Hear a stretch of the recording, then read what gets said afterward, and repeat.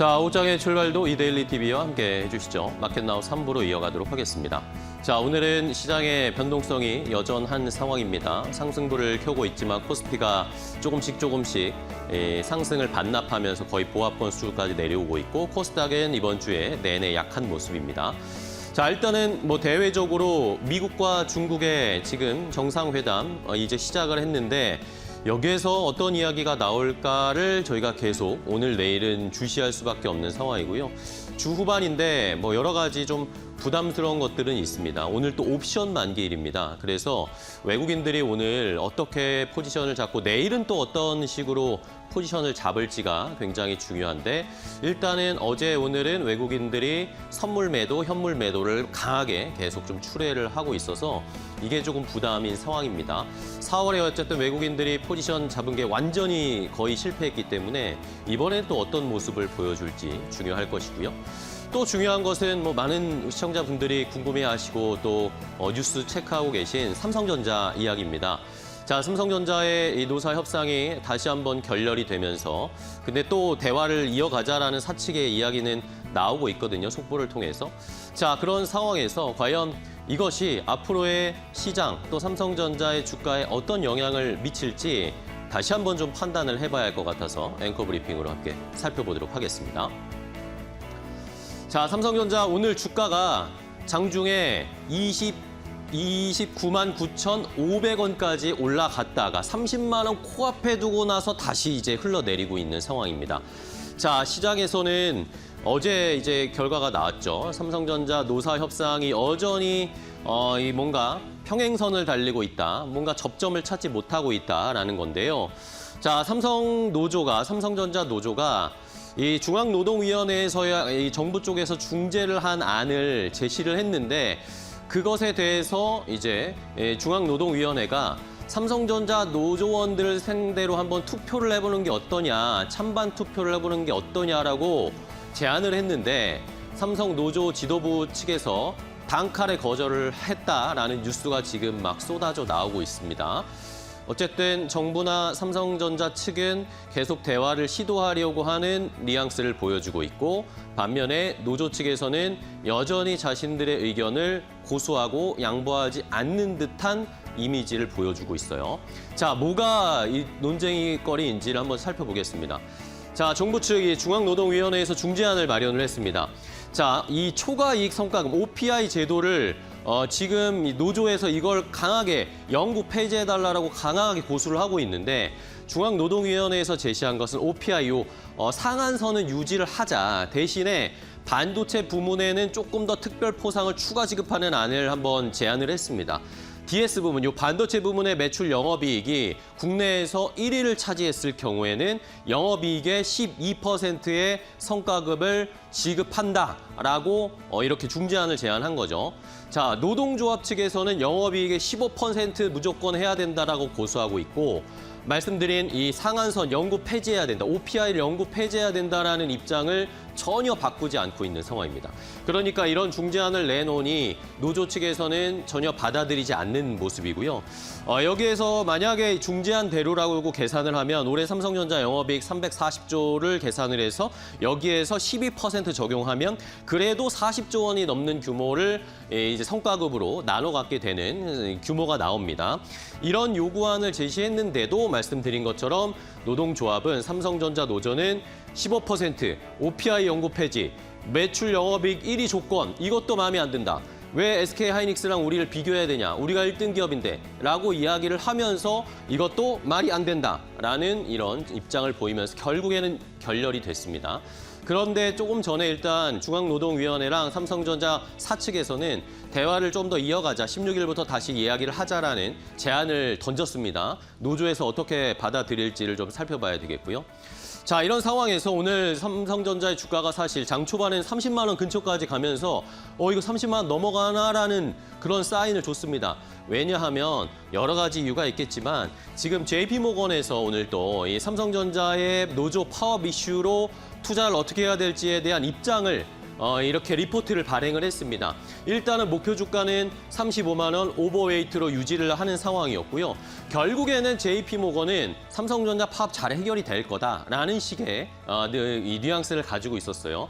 오히려 삼성전자 노조 때문에 주가가 조금 출렁거리거나 조정이 나오면 이게 오히려 매수 찬스가 될 수 있다라는 그런 의견들이 제시됐습니다. 왜 그러느냐?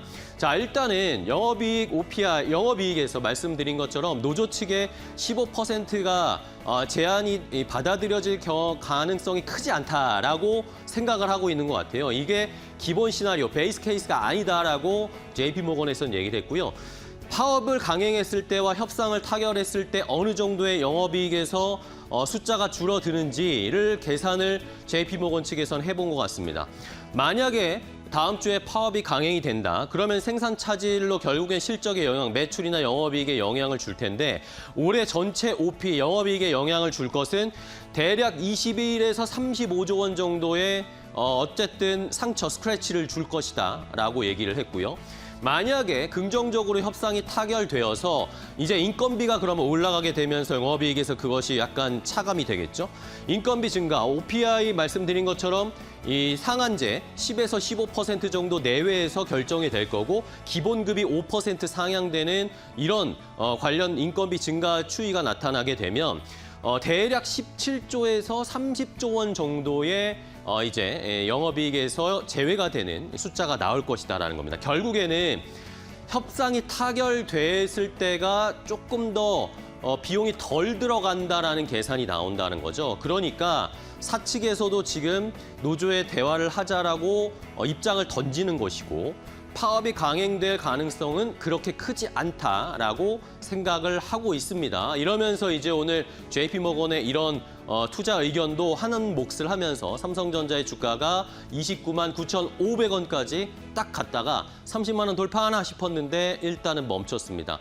하지만 개인 투자자분들, 많은 삼성전자 주주분들은 삼성전자를 응원하고 주가를 올리고 사고 매수하고 싶어 하지만 그렇다고 이게 노조 측을 응원하는 것은 아니다라는 그런 의견들이 지배적이다라는 건 저희가 계속 살펴보고 주주분들도 아마 동의를 하실 겁니다.